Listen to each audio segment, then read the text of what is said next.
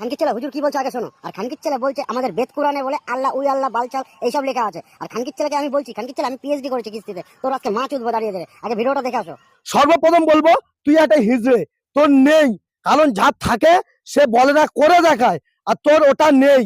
আর আমি তোকে প্রমাণ দিয়ে দেবো যে তোদের দিগবেদের মধ্যে কি লেখা আছে, কি বলেছে, আরে হুজুরকে কেন গালাগালি করছে তার পুরো প্রমাণটা দেবো। হ্যাঁ, ভিডিওটি স্কিপ করবে না, ভিডিওটি দেখো প্রথম।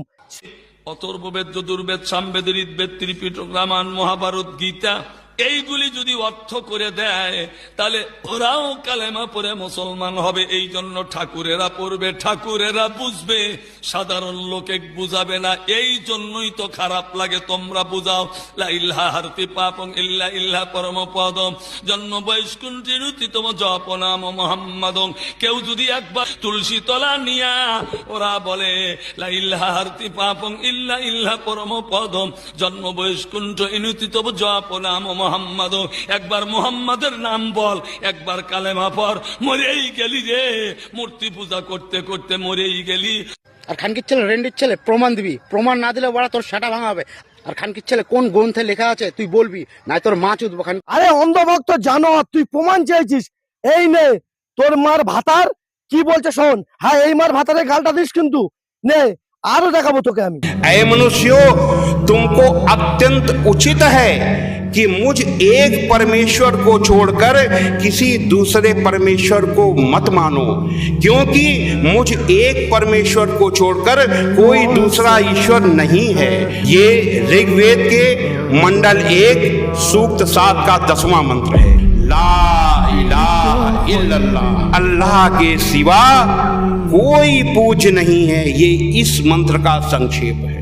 আচ্ছা, এটা কোথায় লেখা আছে, কোন বেদে লেখা আছে ইনি বলেছে, সেখানে গিয়ে খুঁজে দেখো। হ্যাঁ, ওই মন্ত্রটা কোন টাইমে ব্যবহার করা হয়, তোর মার ভাতার কি বলছে দেখ। वेद का मंत्र है, वो अनकही का मंत्र है, जिसको सकरात के आलम में जब मृत्यु जान नहीं निकलती है ना, तो उस वक्त महाब्राह्मण को बुलाया जाता है और ये मंत्र पढ़ा जाता है। इस मंत्र का नाम रखा गया है अनकही।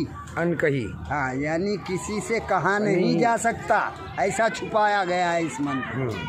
और वो मंत्र इस तरह है कि ला इलाहा हरणी पापम, ला इलाहा हरणी पापम इल्लल अम्बा परम पदम, और जन्म वैकुंठ प्राप्ति, जन्म वैकुंठ प्राप्ति तो जपे नाम मुहम्मदम सल्लल्लाहु अलैहि वसल्लम। इसका अनुवाद हुआ ला इलाहा हरणी पापम।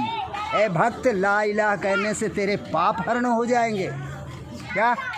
इल्लल अम्बा परम पदम, और अल्लाह को पैदा करने वाला मान लेने से तुझे परम पदवी मिल जाएगी।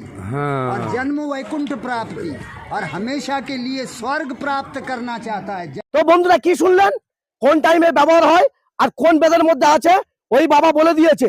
এইবার তারপরে একটা কথা বলি, এই জানোয়ারের কথা।